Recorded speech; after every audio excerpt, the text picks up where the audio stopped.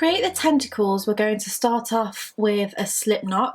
Obviously, because this is an octopus, we are going to create 8 in total. However, we're going to create them where they are all connected together, just to create fewer joins actually onto the octopus itself. So first of all, really easy to start, we're going to chain. So yarn over, pull through, yarn over, pull through, so that's 2 chains, and you are going to do 45 chains in total. So go ahead and pause the video and work your 45 chains and meet me back in just a moment. So I have now chained 45 and we're going to work our way back down this chain. So we're going to skip this first chain and work into the second chain from the hook, and we're going to do 2 double crochets in that first space, or that first chain.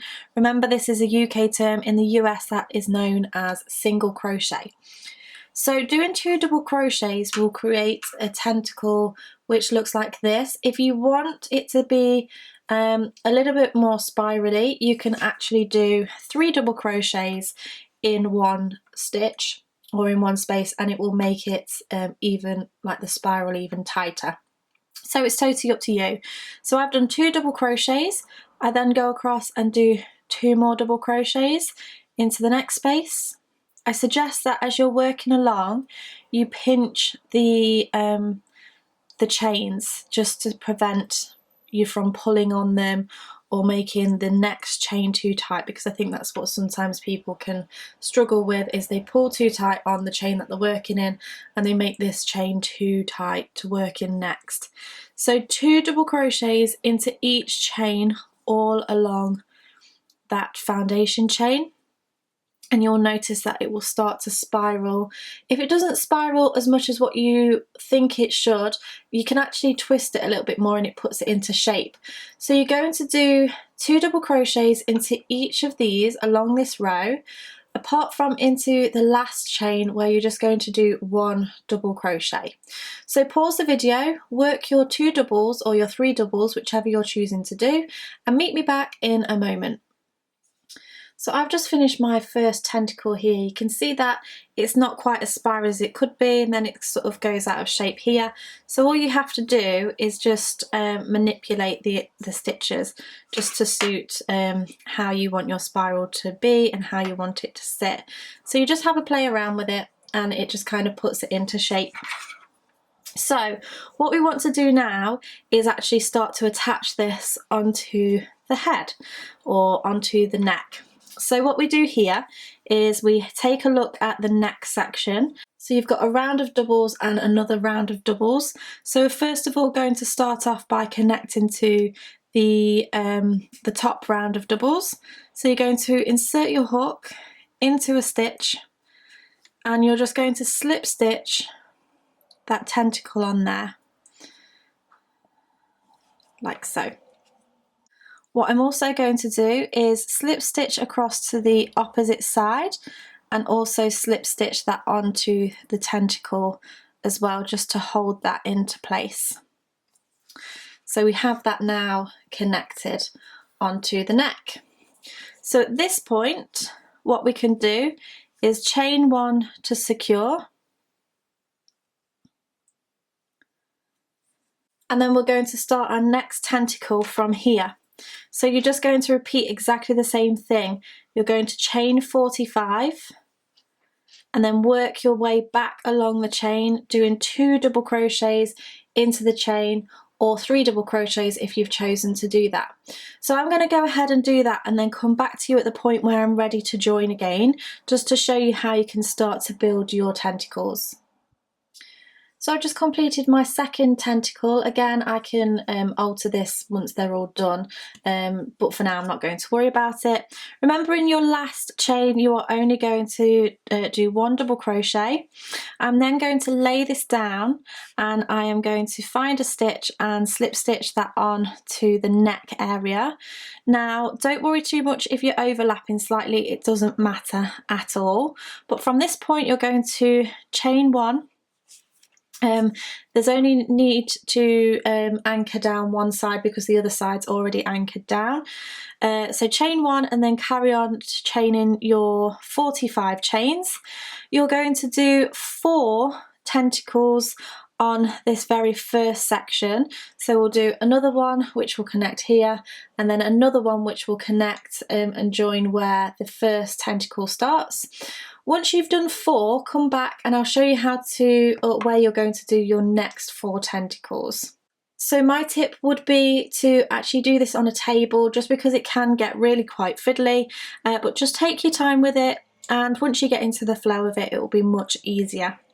So as I say, pause the video, chain your 45 chains, do your 2 double crochets working your way back, and you're going to create 2 more tentacles, and join me back where I'll show you where to add your last 4 tentacles. So here I've done my 4 tentacles and I've just joined the last one. I'm going to yarn over and pull through just to secure that, and then I'm going to chain 1 again. So we've almost done, well, we've done a chain 2 just here.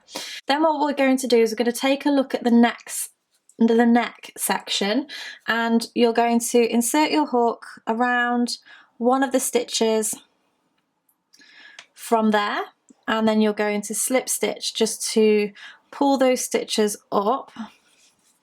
And then your next 4 tentacles are going to attach around that section, so just a little bit higher than where we've already attached them. So from here you'd go ahead and do your chain 45. So I'm going to do that, create the tentacle, and then show you how to connect and how to move on to the next one. So I'll meet you back in just a moment. So I've just finished the first tentacle of this round. So what I'm going to do is lay this down and grab a stitch from the neck and just slip stitch that down. So just as we have been doing already. So slip stitch and then begin your chain. So chaining 45, and you're going to do that 4 times in total, so that we have a total of 8 tentacles. So go ahead and pause the video and then meet me back once you've got to 8 tentacles. So I've just now connected my last tentacle, and I'm going to chain 1 and snip off the yarn, leaving a really nice long thread to sew in, and then pull that out. And then what I'm going to do now is sew these threads into the work, and I'll just show you how I'm going to do that. So I'll just thread up my needle here. So I've threaded up the needle, and what I'm going to do is I'm actually going to go into the centre of where the neck is, push it into the work, and you'll see that it will pull out somewhere within the head, and then I'm just going to pull that out. I'm going to squish it down, and then I'm going to snip off that yarn. And you're just going to do those for the other remaining threads. So at this point we're ready to embroider the mouth and the eyes on. So you want to locate where the back of the head is, so you can see slightly where the seams are running down just here. So I'm going to make sure that the front of the face is just on this side here. So I've threaded up my black thread, and what I'm going to do is I've already put a small knot in one end. I'm actually going to go up through the bottom again, so just locate where the centre is, move all the tentacles out the way. So just go up through the centre, and it just kind of disguises that thread a little bit.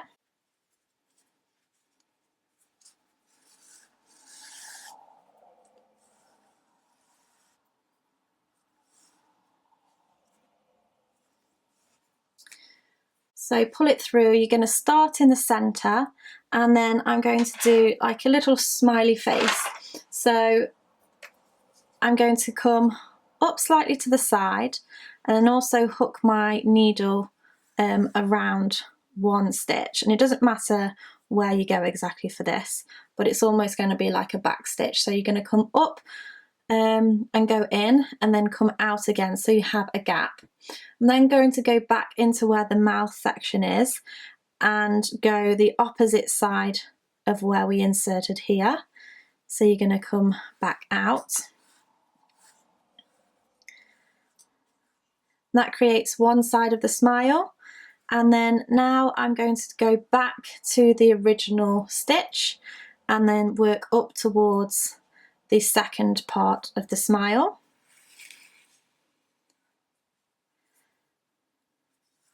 And then I'm going to go back into here. Now I'm going to decide where the eyes are going to go. So I'm going to do similar spacing to here. So almost just above the side of the smile, I'm going to poke my needle out just here. And of course you can adapt your faces to however you want them to be. So the eye is going to go about 2 stitches up, so I'm going to come up and then go back down again to where we've just inserted that yarn. So come up and then go slightly to the side and bring out slightly to the side again. And it just makes it that little bit thicker. And I'm just going to keep going with that until I'm happy with how the eye is looking.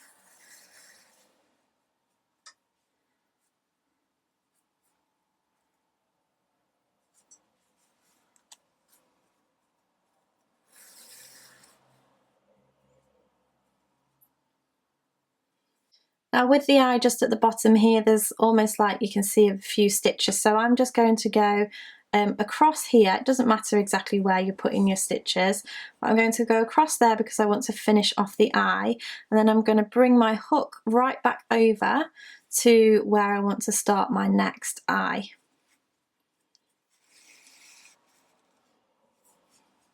So we have one eye complete, and then we can go ahead and move across to this one. Now if you see here, I've actually just gone over a little bit too far, so I'm just going to pull that thread down, insert my hook again and bring it back over a notch just so the eye is not too far over. And what that should do is just bring that stitch back without damaging it in any way.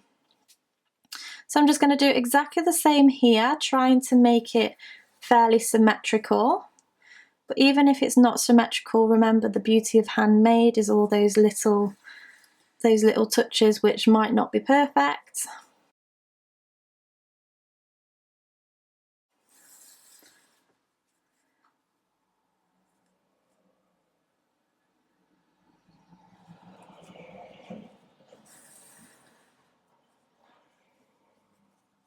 So I'm going to do the same here where I bring it back over just to finish off, and then I'm going to press my needle right through the centre